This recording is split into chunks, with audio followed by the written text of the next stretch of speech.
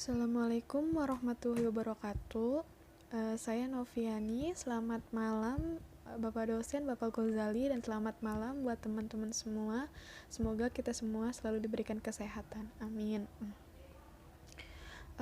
Sebelumnya saya mau berterima kasih kepada Bapak Ghazali karena sudah menjelaskan materi pada pertemuan yang kedua.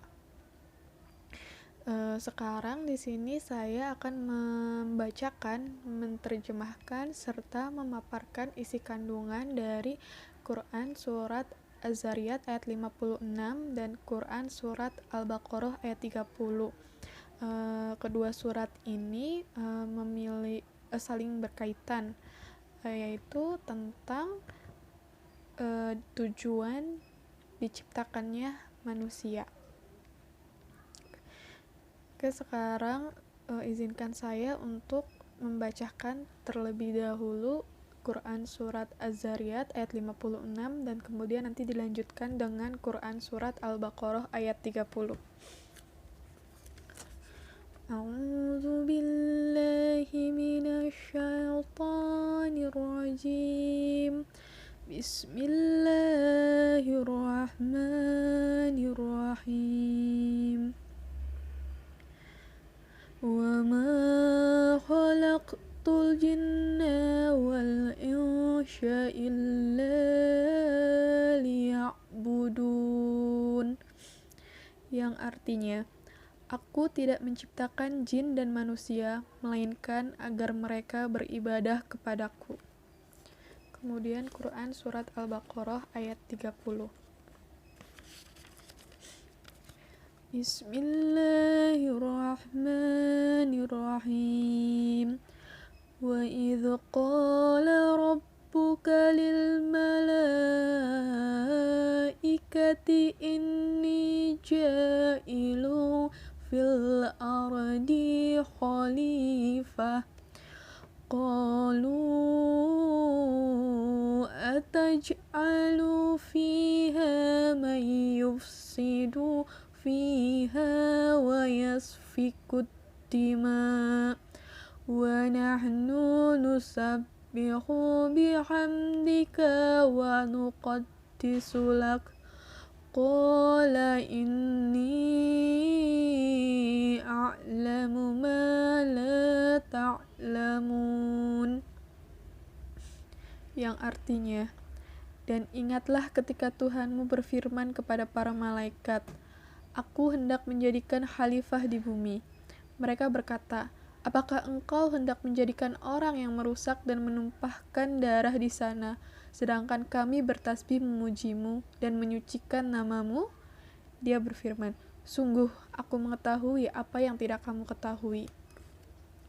Shadaqallahul azim. Oke, dari dua surat yang tadi saya bacakan, yang pertama surat Az-Zariyat ayat 56 dan Quran surat Al-Baqarah ayat 30. Di sini saya akan memaparkan isi kandungannya. Surat Az-Zariyat ayat 56, isi kandungannya yaitu yang pertama, tujuan diciptakannya manusia dan jin di bumi ini yaitu hanya untuk beribadah kepada Allah Subhanahu wa Ta'ala. Dalam penerapan sikap dan perilaku yang terkandung dalam surat ini yang dapat kita terapkan dalam kehidupan sehari-hari, yaitu yang pertama, kita mengetahui bahwa kita sebagai manusia diciptakan oleh Allah Subhanahu wa Ta'ala bukan semata-mata hanya untuk hidup di dunia, bukan pula untuk sekadar makan, minum, apalagi untuk foya-foya. Tapi tujuan hidup kita sebenarnya adalah hanya untuk beribadah kepada Allah Subhanahu wa Ta'ala. Yang kedua, kita harus menjalankan segala perintahnya dan menjauhi segala larangannya. Yang ketiga, semua amal perbuatan yang baik harus dilandasi dengan niat hanya untuk mengharap ridho Allah Subhanahu wa Ta'ala semata. Yang keempat, senantiasa kita selalu beriman dan bertakwa kepada Allah. Yang terakhir, kita tidak menyekutukan Allah dengan siapapun ataupun dengan apapun. Selanjutnya, kandungan Quran Surat Al-Baqarah ayat 30. yaitu adanya dialog antara Allah Subhanahu wa taala dengan para malaikat tentang penciptaan manusia di bumi sebagai khalifah.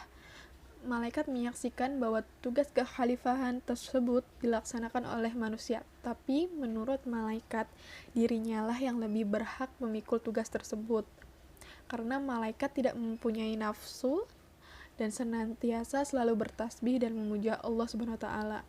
Namun kemudian di surat Al-Baqarah 30 ini dijelaskan dan dibantah oleh Allah dengan perkataan, sesungguhnya aku lebih mengetahui apa yang tidak kamu ketahui. Kedudukan manusia di muka bumi ini sebagai khalifah atau pemimpin yaitu diberi tugas untuk memelihara, menjaga, dan melestarikan bumi, mengambil manfaat, serta mengelola kekayaan alamnya, sehingga terwujudlah perdamaian dan kesejahteraan manusia di bumi. Contoh perilaku yang menggambarkan Quran surat Al-Baqarah ayat 30 ini, yaitu yang pertama, senantiasa kita selalu berbakti kepada Allah dengan mentaati perintahnya dan menjauhi segala larangannya. Yang kedua, selalu menjunjung tinggi perdamaian dan persaudaraan di muka bumi ini. Yang ketiga, sebagai pemimpin di muka bumi, hendaknya kita selalu memelihara, menjaga, dan merawat bumi kita dengan baik. Ya, seperti hal-hal kecil yang bisa menyelamatkan bumi, yaitu kita tidak membuang sampah sembarangan, tidak menebang hutan sembarangan, dan tidak melakukan pencemaran lingkungan baik di darat, udara, maupun di laut. Sekian penjelasan dan pemaparan saya, kurang lebihnya saya mohon maaf. Terima kasih. Wassalamualaikum warahmatullahi wabarakatuh.